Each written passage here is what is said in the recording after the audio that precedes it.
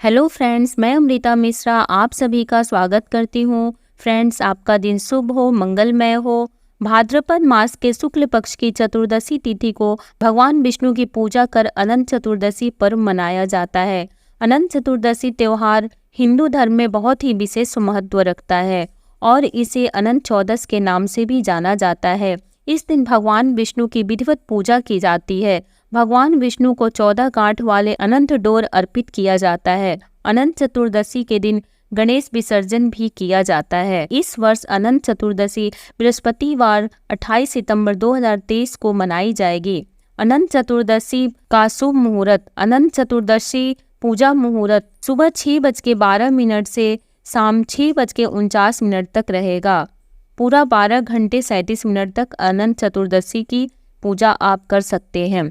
चतुर्दशी तिथि प्रारंभ हो रही है 27 सितंबर को रात 8:18 से और चतुर्दशी तिथि समाप्त हो 28 सितंबर 2023 6:49 को समाप्त हो रही है। अनंत चतुर्दशी की पूजा विधि। अनंत चतुर्दशी के दिन सुबह स्नान कर पूजा स्थल की सफाई करनी चाहिए।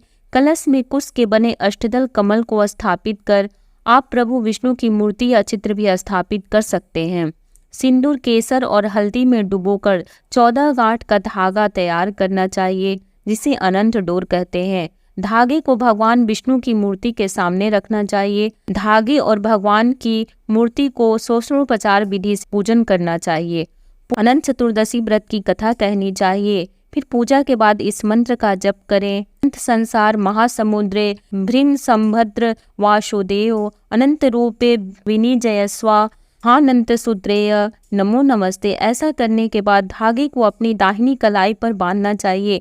महिलाओं को इसे अपनी बाईं कलाई पर बांधना चाहिए। इस पवित्र धागे को अनंत कहा जाता है। अंत में पूजा में प्रसाद बांटे और ब्राह्मणों को भोजन कराएं। ऐसा माना जाता है कि अनंत चतुर्दशी के दिन भगवान विष्णु की पूजा विधि से की जाती है तो मनुष्यों की सभी मनोकामनाएं पूर्ण होती हैं। अनंत चतुर्दशी की पौराणिक कथा। एक बार महाराज युधिष्ठिर ने राजसूय यज्ञ किया। उस समय यज्ञ मंडप का निर्माण सुंदर तो था ही, अद्भुत भी था। वह यज्ञ मंडप इतना मनोरम था, जल और थल की विभिन्नता प्रतीत ही नहीं होती थी। जल में स्थल तथा स्थल में जल की भांति प्रतीत होती थी।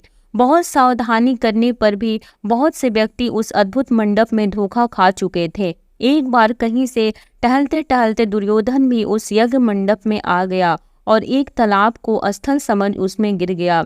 तब वहां लोगों ने उसका काफी उपहास किया। इससे दुर्योधन चिढ़ गया। यह बात उसके हृदय में बाण समान लगी। उसके मन में द्वेष उत्पन्न हो गया और उसने पांडवों से बदला लेने की ठान ली। उसके मस्तिष्क में उस अपमान का बदला लेने के लिए विचार उपजने लगे। उसने बदला लेने के लिए पांडवों को द्रुत क्रीड़ा में हराकर उस अपमान का बदला लेने की सोची। उसने पांडवों को जुए में पराजित कर दिया। पराजित होने पर प्रतिज्ञानुसार पांडवों को 12 वर्ष के लिए वनवास भोगना पड़ा। वन में रहते हुए पांडव अनेक कष्ट सहते रहे। एक दिन भगवान कृष्ण जब मिलने आए तब युधिष्ठिर ने उनसे अपना दुख कहा और दुख दूर करने का उपाय पूछा। तब श्री कृष्ण ने कहा, हे युधिष्ठिर, तुम विधि पूर्वक अनंत भगवान का व्रत करो। इससे तुम्हारा सारा संकट दूर हो जाएगा और तुम्हारा खोया राज्य पुनः प्राप्त हो जाएगा। भगवान श्री कृष्ण ने उन्हें एक अनंत चतुर्दशी की कथा सुनाई। प्राचीन काल में सुमंत नाम का एक नेक तपस्वी ब्राह्मण था। उसकी पत्नी का नाम दीक्षा था। उसकी एक परम सुंदरी धर्मपरायण तथा ज्योतिर्मयी कन्या थी, जिसका नाम सुशीला था। सुशीला जब बड़ी हुई तो उसकी माता दीक्षा की मृत्यु हो गई।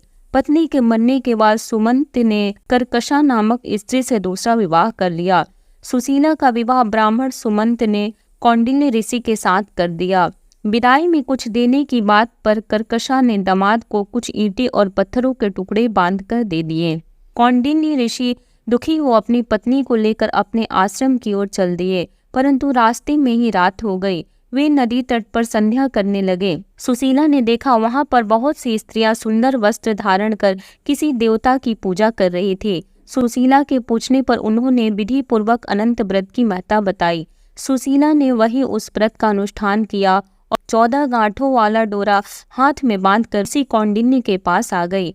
कौंडिन्य ने सुशीला से डोरे के बारे में पूछा तो उसने सारी बात बता दी। उन्होंने डोरे को तोड़कर अग्नि में डाल दिया। इससे भगवान अनंत जी का अपमान हुआ। परिणामतः ऋषि कौंडिन्य दुखी रहने लगे।